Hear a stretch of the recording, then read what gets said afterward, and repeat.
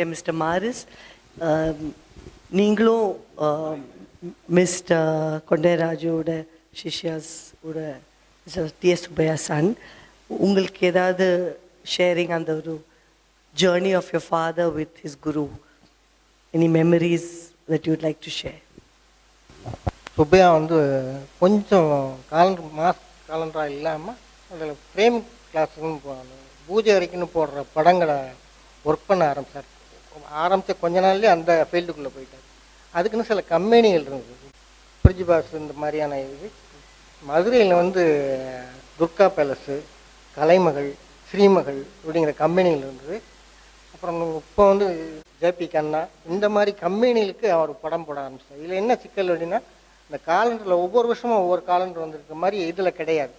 பெர்மனண்ட்டாக என்னென்னா இந்த காலண்டருக்கான படங்களை மாதிரி இல்லை. அந்த இது ஒரு வருஷம் முடிஞ்சோடனே வேறு காலண்டருக்கு போயிடும். ஆனால் இவங்க வந்து ஒரு 4-5 தெய்வங்கள் வச்சுருக்குறாங்க. இந்த தெய்வங்களுக்கு எவ்வளோ ஒரு குறிப்பிட்ட சைஸ் தவிர அதோட பெரிய சைஸு, அதோட பெரிய சைஸ் 3 மடங்காக கூட அடிக்கிறதுக்கான வாய்ப்பு அந்த ஃப்ரேமிங் கிளாஸ் படங்களுக்கு இருந்தது. அந்த மாதிரி படங்களில் ஒர்க் பண்ண போயிட்டார். அதனால் எல்லாத்துலேயுமே வந்து ஓவராக டீட்டெயில்டு இருக்கும். அப்புறம் அவர் வந்து இந்த நாடக பாணியில் பார்த்த அந்த தூண் இதெல்லாமே வந்து கொஞ்சம் கொஞ்சமாக அவர் டேஸ்ட்டுக்கு மாற்றிக்கிட்டே போயிட்டே இருந்தார். அதான் அவரோட சேலஞ்சிங்காக இருக்குது. எப்படி ராமலிங்கம் வந்து தன்னோட பேக்ரவுண்டில் வெவ்வேறு கலர்ஸு, ஃபோட்டோகிராஃப்ஸு எல்லாத்தையும் போட்டு ஒரு மிக்ஸ் பண்ணி ஒன்று புது உலகத்துக்குள்ளே கொண்டு போனாரோ, இவர் சுப்பையா வந்து இருக்கிற இதுக்குள்ளே வந்து தன்னோட டீட்டெயில்ஸு அதன் மூலமாக காமிக்க ஆரம்பித்தார்.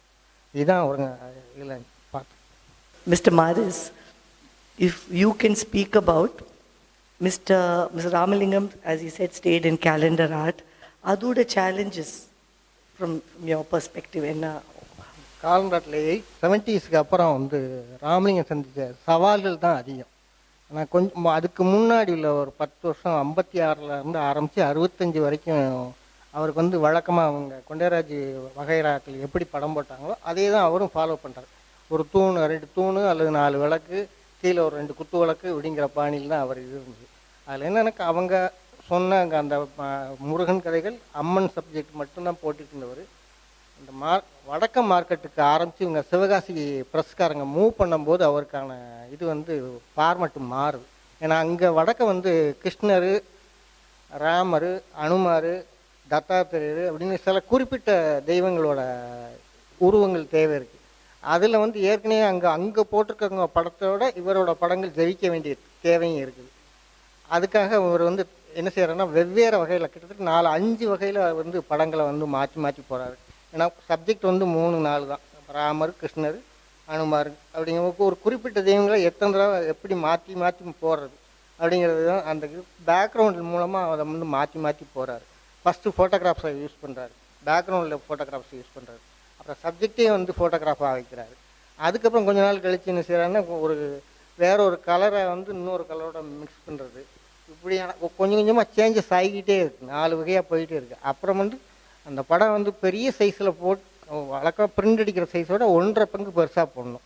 அந்த 1.5 பங்கில் வந்து அவர் என்ன செய்கிறாருன்னா முதல்ல சப்ஜெக்டை மட்டும் ஃபில் பண்ணிவிட்டு பின்னாடி உள்ள கலரை வந்து அவரோட கற்பனையில் தான் அவர் வந்து ஃபில் பண்ணிக்கிட்டே போகிறார்.